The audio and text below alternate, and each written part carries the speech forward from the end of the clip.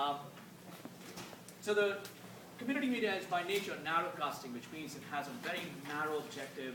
It's reaching out to a certain group of that it might be in the community or it might be part of the movement that it's trying to target. It is concerned with locally relevant issues. It is small in scale and operation.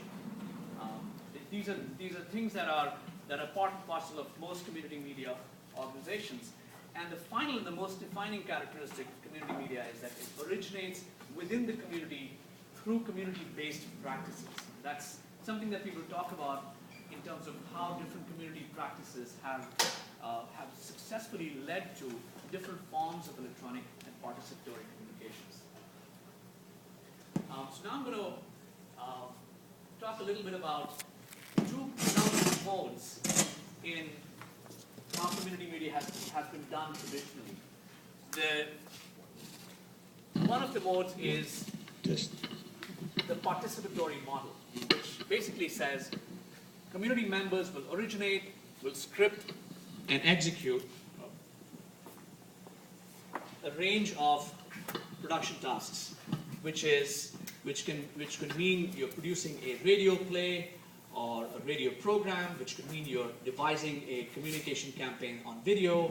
It could be a documentary, it could be a dialogue between the community.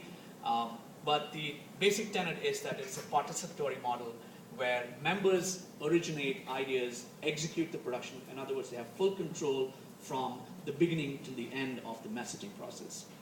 The second model is the agency model, which I'm sure that all of you in your work, and we in our work, here in Hofstra, and I in my own work as a community filmmaker, has done, where an outside filmmaker or an outside communication expert is often hired or works with the organization to help them realize their communication objectives.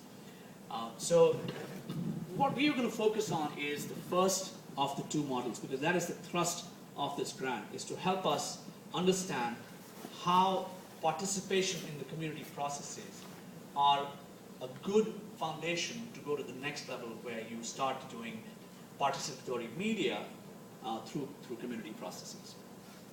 So I'm going to turn it over now to Professor Mario Murillo to bring us in through a brief history of how participatory movements began in the world of broadcasting and media.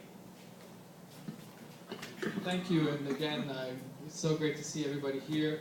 Something that Ashish, myself, Professor Marasoff, and the whole school have been really eager to get together. And wearing my 3 hats here on campus as RTVF Chair of the Radio, Television, Film Department, dealing with students on a daily basis, many of whom, in all honesty, don't even consider the ideas and the concepts of community media as a relevant endeavor, because they're so immersed in the mainstream kind of large-scale mass media that they're very often aspiring to become part of. So for Ashish and myself, this is what we live and breathe on a daily basis, and it's really exciting.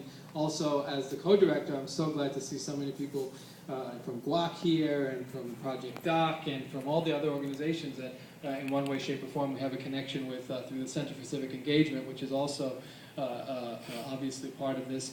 And then I think the third component, which we've referenced very little, and I'm going to talk a little bit about today, is the radio station, because I work directly with the community licensed radio station of Hofstra University, WRHU. I have a role in the morning show, particularly working with the staff and the students and some community volunteers in the 7 to 9 a.m. block of the morning show. And that's one space that I've been trying to, and we've been working on developing as a space for the community, both as regular guests and commentators about a whole array of developments and issues in the community, but also as we move forward, actually participating, as Ashish pointed out, as participants in developing the programs within the radio station. So this is obviously a really exciting moment for us here in the school.